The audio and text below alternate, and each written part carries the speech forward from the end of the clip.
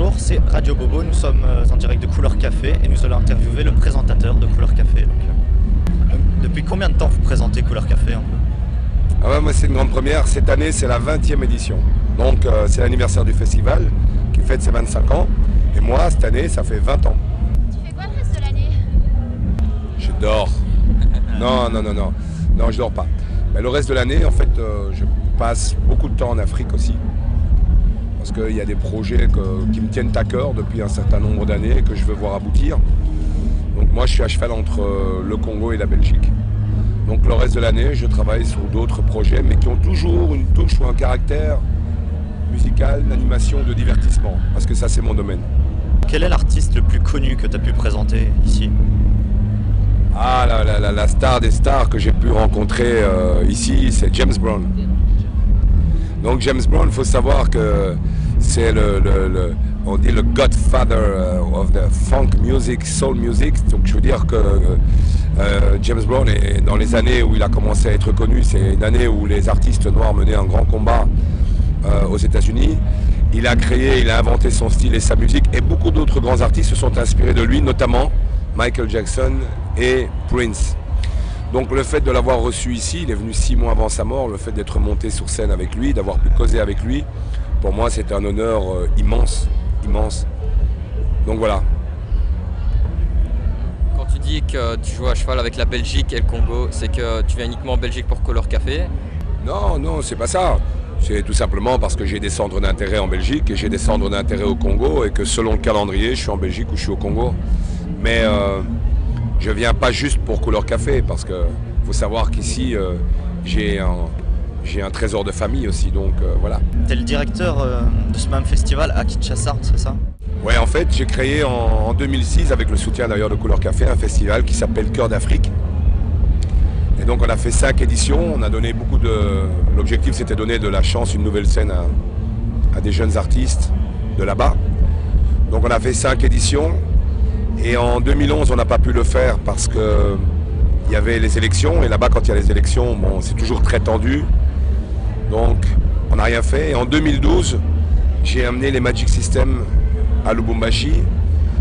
C'était une ouverture Cœur d'Afrique dans le sens où le festival se passe à Kinshasa, mais j'aimerais bien qu'il puisse se passer dans la deuxième ville du pays qui s'appelle Lubumbashi. En 2013, de 2013 à 2014, j'ai collaboré pour la création d'un lieu. D'un lieu. Qu'est-ce qui vient me donner des bisous comme ça là? D'un très grand bar à Kinshasa. Et aujourd'hui, on est en train de remettre en place la future édition de Cœur d'Afrique, qui d'ailleurs aura une scène. Il y a un clin d'œil qui s'est fait dans les francophonies de Kinshasa.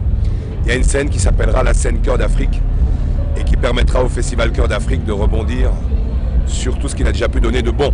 Quel artiste aimerais bien tu voir à Couleur Café? Prince. Parce que Prince est un grand. Prince est pour moi un artiste qui a marqué le temps, qui a marqué l'époque. Il fait partie des grands de la musique pop. Et il est fabuleux quoi. Il est fabuleux, il est têtu, il est engagé. Et quand vous écoutez la première note d'un morceau de Prince, vous savez que c'est Prince, c'est pas un autre. Prince est incomparable. Quel conseil pouvez-vous donner aux jeunes qui veulent se lancer dans la musique? Aux jeunes qui veulent se lancer dans la musique.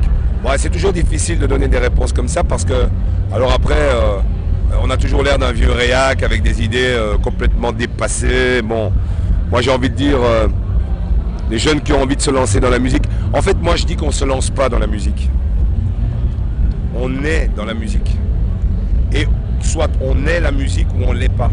Tout le monde ne peut pas devenir chanteur, tout le monde ne peut pas devenir artiste, mais que celui qui le sent le vive. Et qu'il le vive sans calcul de se dire ah, je vais chanter, je vais m'entraîner, je vais faire 3 disques, je vais les vendre, il y aura des millions, j'aurai ma voiture, ma maison et plein de gonzesses.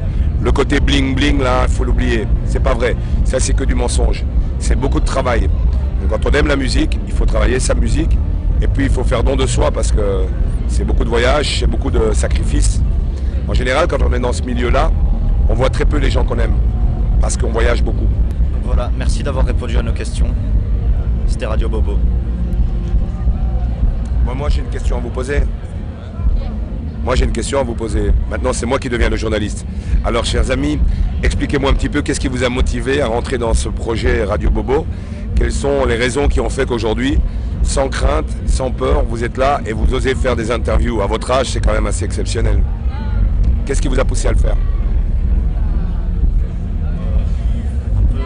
Dire que dans mon projet personnel, j'ai accompli beaucoup de choses et que je pouvais dépasser ma peur. D'accord. Et toi? Voilà, moi c'est un peu pareil que Zélia, c'était voir parce que je suis de nature timide, mais cette temps-ci ça va mieux. Et c'était vraiment pour voir si ça s'était arrangé ou pas, et voilà. On a réussi. Ouais. Et toi? C'est un peu pareil qu'eux, mais je voulais déjà voir c'était quoi Couleur Café parce que j'avais jamais découvert ça. Et c'est un festival génial. Comment? C'est bien. Ouais. Grandiose, hein? Ouais. Ça fait plaisir de rencontrer les personnes. Eh bien merci beaucoup, je suis très heureux de vous avoir reçu sur Radio Bobo. Je vous ai eu, hein.